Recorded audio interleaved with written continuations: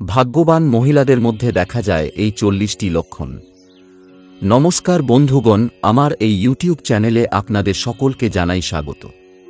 আজকের এই ভিডিওটিতে আমি এমন কিছু লক্ষণের কথা বলবো যেগুলো আপনারা যদি কোন স্ত্রী বা মহিলার মধ্যে দেখতে পান তাহলে বুঝতে পারবেন যে এই মহিলা খুবই ভাগ্যবান। এমনটা বলা হয় যে যদি কোনো পুরুষের বিয়ে একটি সৌভাগ্যবতী মহিলার সঙ্গে হয় তাহলে সে রাস্তায় থেকে উঠে সোজা কোটিপতি হয়ে যেতে পারে, কিন্তু যদি ভাগ্য তার জন্য অভাগী মহিলার সঙ্গ এনে দেয় তাহলে কোটি কোটি দৌলতও মাটিতে মিশে যেতে পারে।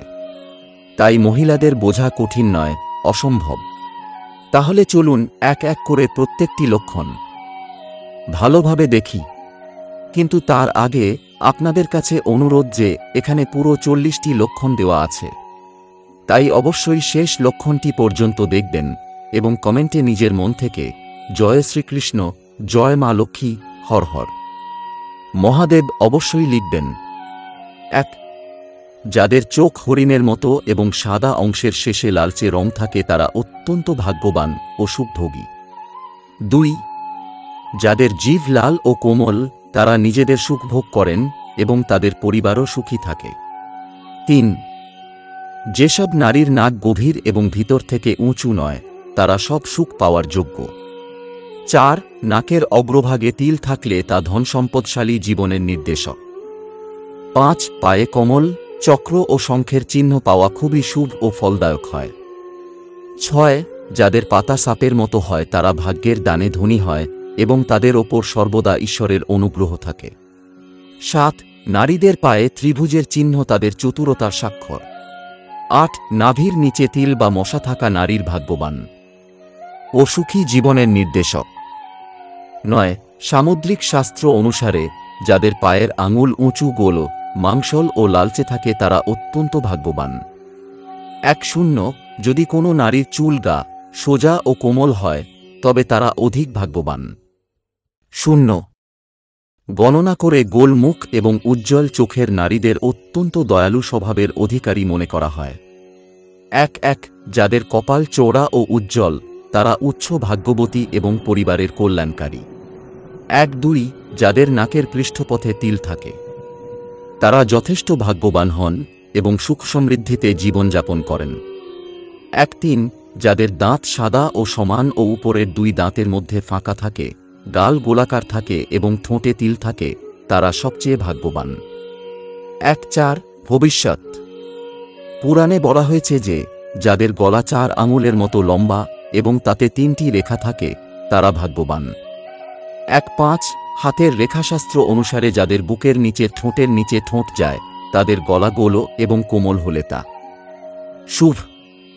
6. হাতের রেখাশাস্ত্রে বলা হয়েছে যাদের গালের চারপাশ গোল এবং কিছু পাকস্থলীতে রয়েছে তা শুভ। 7. যদি হাসতে গেলে দাঁত প্রকাশ না পায় এবং গাল ফুলে যায় তবে তা শুভ, অপরদিকে হাসতে হাসতে গালে গর্ত হলে তা শুভ নয়। 8. সামুদ্রিক শাস্ত্র অনুসারে যাদের পায়ের আঙুল গোল এবং চওড়া থাকে তারা খুব ভাগ্যবান এবং জীবনে সুখ ও সমৃদ্ধি আনয়ন করেন। 9. বলা হয় যে যাদের গলা লম্বা তারা খুব ভাগ্যবান, জীবনযাত্রা ও জনপ্রিয়তা অর্জন করেন। 20. জ্যোতিষশাস্ত্র অনুসারে যাদের হাতের আঙুল লম্বা থাকে তাদের স্বামী ভালোবাসা পায় এবং তারা সুখী হয়। 21. সামুদ্রিক শাস্ত্র অনুযায়ী যাদের মহিলাদের বাইরের তালুতে গর্ত না থাকে তারা ভাগ্যবান। 22. যতক্ষণ পর্যন্ত না কোনো নারীর পায়ে ত্রিভুজ অঙ্কন চিহ্ন থাকে ততক্ষণ তারা ভাগ্যবান। 23. নারীর যদি গালে তিল থাকে তবে তাদের সংখ্যা বাড়ানোর অভিনব শক্তি থাকে। 24. সামুদ্রিক শাস্ত্র অনুযায়ী মহিলাদের জন্য ভিন্ন ভিন্ন ব্যক্তির কাপড়ে গর্ত নেই, তবে তারা সমৃদ্ধিতে জীবনযাপন করে। 25. যে নারীদের হাত সোজা এবং লম্বা তাদের ভাগ্য সুশোভিত হয়।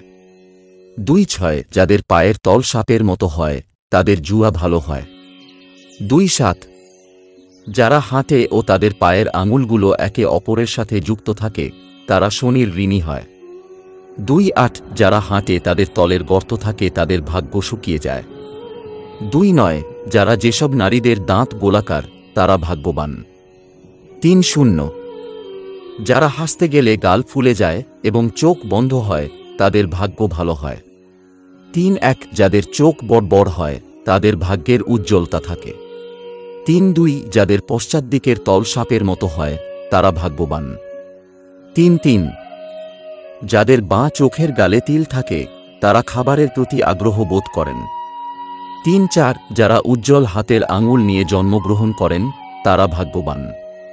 3 যারা দুর্লভ আচরণের অধিকারী হন তারা ভাগ্যবান। 3 জ্যোতিষশাস্ত্রে ধনু, কর্কট, মীন ও বিশ্বের জন্মলগ্নে সন্তুষ্ট হলে তারা অত্যন্ত ভাগ্যবান। 3 যারা বাকিদের সাথে বাবার দেরিতে হয় তারা ভাগ্যবান। 3 যারা সোজা দাঁতে দাঁত ফেলেন তাদের জীবনে কখনো সমস্যা হয় না। 3 যাদের গালের সরু কোমল তারা ভাগ্যবতী। 4 যাদের কান বড় ও বহুজাতিক হয় তারা ভাগ্যবান। সকালে ঘুম থেকে উঠে এই কাজগুলো করুন, ভাগ্য বদলাবে। প্রথমত, সকালে ঘুম থেকে ওঠার সাথে সাথে প্রথমে আপনার হাতের তালুর দিকে তাকিয়ে ভগবানকে স্মরণ করুন এবং এই মন্ত্রটি জপ করুন, করাগ্রে বাস্তে লক্ষ্মী করমধ্যে সরস্বতী কর্মলে স্থিত ব্রহ্ম প্রভাতে কার দর্শনম।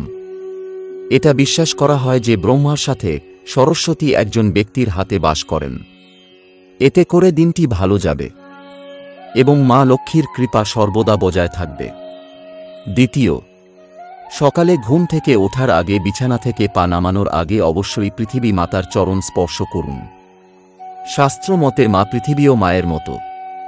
শাস্ত্র অনুসারে সূর্যোদয়ের আগে ঘুম থেকে উঠা শুভ বলে মনে করা হয়। তামার পাত্রে ভগবান সূর্যকে জল নিবেদন করতে হবে, কারণ ভগবান সূর্যের প্রতি শ্রদ্ধা জানানো গ্রহকে চাকরি, ব্যবসা, ক্ষমতার কারক বলে মনে করা হয়। তাই প্রতিদিন অর্ঘ্য নিবেদন করলে সূর্য গ্রহ শক্তিশালী হবে, যার ফলে প্রতিটি কাজে সাফল্য পাওয়া যাবে। তৃতীয়, শাস্ত্রে তুলসীর গুরুত্ব বর্ণনা করা হয়েছে। তুলসীতে মা লক্ষ্মীর বাস, তাই প্রতিদিন তুলসী গাছের পূজা করা উচিত। এর পাশাপাশি তুলসী গাছ থেকে সামান্য মাটি নিয়ে প্রতিদিন তিলক লাগান, যাতে প্রতিটি কাজ সিদ্ধ হয়। চতুর্থ, লক্ষ্মী স্তোত্র এবং কনকধারা স্তোত্র প্রতিদিন পাঠ করা উচিত। এতে মা লক্ষ্মী প্রসন্ন হন, যার কারণে ঘরে কখনো অর্থ ও খাবারের অভাব হয় না। শিব পুরাণ অনুসারে প্রতি মাসের কৃষ্ণপক্ষের চতুর্দশী তিথিতে ভগবান শিবকে আখের রস দিয়ে অভিষেক করতে হবে। এর ফলে সেই ব্যক্তির উপর সর্বদা ভগবানের কৃপা থাকে এবং সুখ ও সমৃদ্ধি লাভ হয়। শিবলিঙ্গে প্রতিদিন জলাভিষেক বা দুধ দিয়ে অভিষেক করা উচিত বলে বিশ্বাস করা হয়। এতে ব্যক্তি অবশ্যই উপকৃত হবেন। অতএব প্রিয় বন্ধুরা, আজকের ভিডিওতে এতটুকুই। আমাদের দেওয়া তথ্যগুলি আপনার ভালো লেগেছে তাহলে ভিডিওটি লাইক, শেয়ার, সাবস্ক্রাইব করুন এবং মন্তব্য বাক্সে জয় শ্রীরাম অবশ্যই লিখুন।